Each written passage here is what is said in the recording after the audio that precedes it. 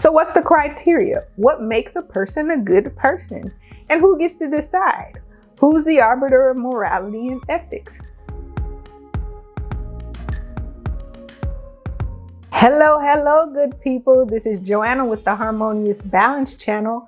For your consideration today, are you a good person? You probably think you're a good person, but how do you really know? Now, I personally don't know anyone that would say that they're not a good person. Probably the handful of people that would even admit to being a bad person are folks with mental disorders and that are prone to deviance. They aren't the only bad or evil people in the world, but they're probably the only ones that would ever admit to it. So what's the criteria? What makes a person a good person? And who gets to decide? Who's the arbiter of morality and ethics? Now, I didn't dig too deep, but I don't think there are any formal instruments or measures of what it means to be a good person out there.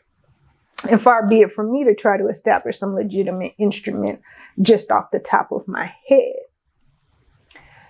But let's approach this idea from this angle. What prompted me to even ask this question? If everyone is a good person, why is there so much hate and evil in the world?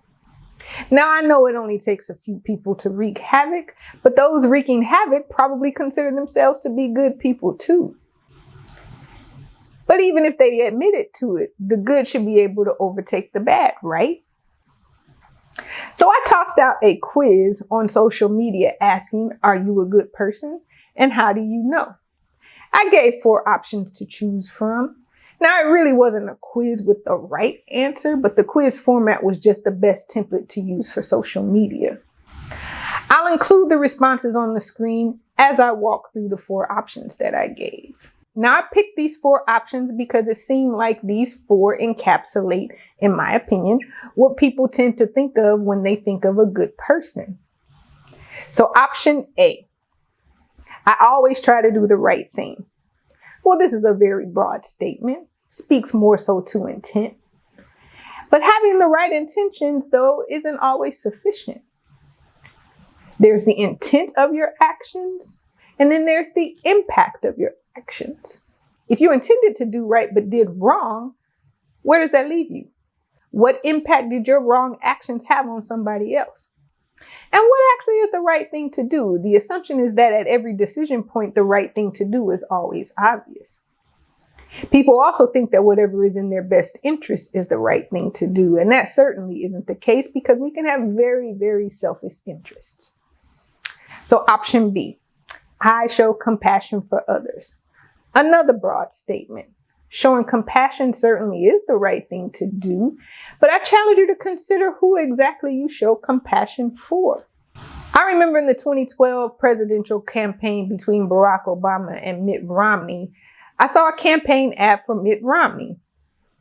And it was a friend of his whose daughter had gone missing, and he talked about how his good friend Mitt spared no resource to help him find his daughter. I remember thinking, well, that was nice, but as president, would he do the equivalent for my child or for someone else's child that I know? Based on his rhetoric and the rhetoric of his party, I wasn't convinced.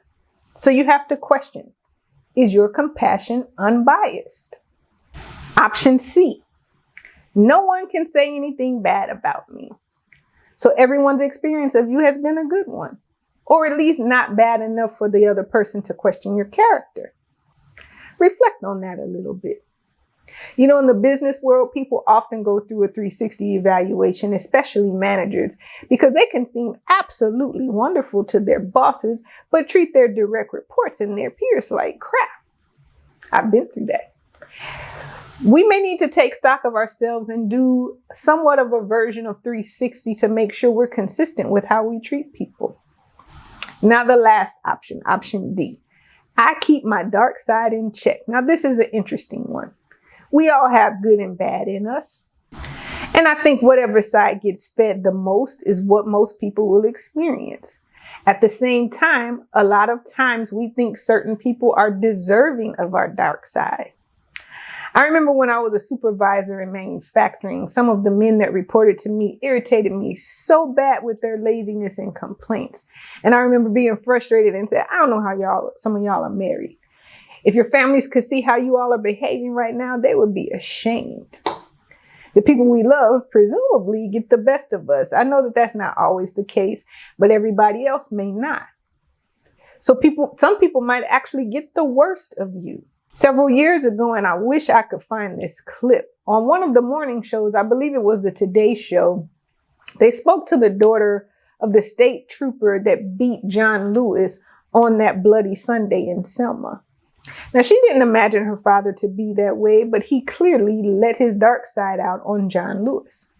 Now, because of John Lewis's character, I'm sure he ultimately forgave the state trooper. But he certainly experienced a dark, cold-hearted person.